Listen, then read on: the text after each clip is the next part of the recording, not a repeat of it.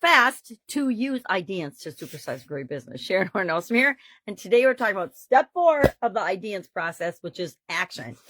Action meaning we need to decide what we're going to act on, what are we going to do next, and we're going to act fast. We're going to act right now. We're going to take action today. We're not going to make excuses. We're not going to wait. We're not going to do anything. We're just going to pick something and act. And the tool we're going to use, much less controversial than the urine analysis, by the way, is the head, heart, and intuition tool. This is probably one of my favorite tools because it takes a lot of things that we want to consider when we're looking at different alternatives and puts a little bit more of an objective frame of reference on those things. So, for example, I'm looking at working and building my personal brand, and I came up with, and where's my note of what I came up with? I'm not looking at it. I came up with 4 options. I actually came up with like 30 options as I brainstormed and went through my day yesterday, exploring different possibilities and options. But I selected 4 of them to take to the next step, meaning I'm going to analyze the alternatives, the options I came up with yesterday, and I'm going to pick one among them to take action on right now today. Right now, as soon as I possibly can. Maybe as soon as I'm done making my videos today, I take action on it. Not maybe, I will. Okay, so how do we do that? We look at all of the options that we picked and we just use our gut to circle the ones that speak to us the most right now. Why? Because those are the ones we're more likely to actually take action on and implement and do. And we take and we analyze them. I like to make it a little bit more objective than just my gut instinct. But one of the things I've learned and why it is on my intuition list, my head, heart, and intuition, is because I used to make decisions just based on logic and reason and thinking. I used to only make decisions based on that. If it made logical sense and it sounded like the right thing to do, then I would do it. I didn't consider how I really felt about it. My heart, what was my heart really into doing this thing? Or I definitely didn't even tap into or listen to my intuition or my gut instinct about it.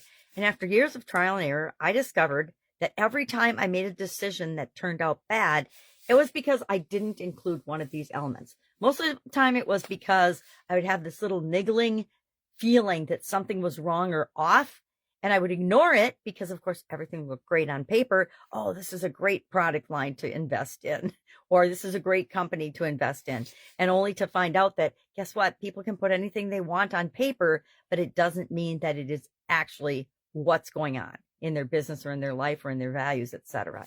And so after partnering with some not so great people that looked awesome on paper, I learned to listen to all 3 areas and aspects of me as a human being. And I think we need to do that. I think we want the people in our organizations to be doing that and questioning, is this really the right thing to do? I think we're in a time right now where we're having a big ethical, moral values, core values, good versus evil awakening, at least here in America.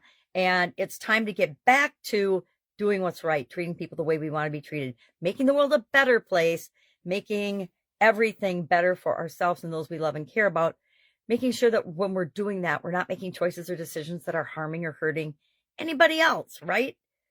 I have this discussion a lot with my granddaughter. It's, treat people the way you want to be treated. If you don't want somebody to get mad at you and storm off and throw your things around, then don't get mad and storm off and throw their things around.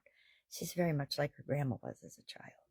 So today I shared Shannon's story and how she did the breakdown and applied this tool in the Be a Better You annual challenge private Facebook group. And on that page, if you're curious about that, just ask. It's a deeper dive into how do we personally grow and develop and become a better version of ourselves this year, doing something every day. And what we're doing today is we're actually applying this model to the area of communication that we're improving in our personal lives. And I just so happen to be doing the same thing for both my personal and my professional life.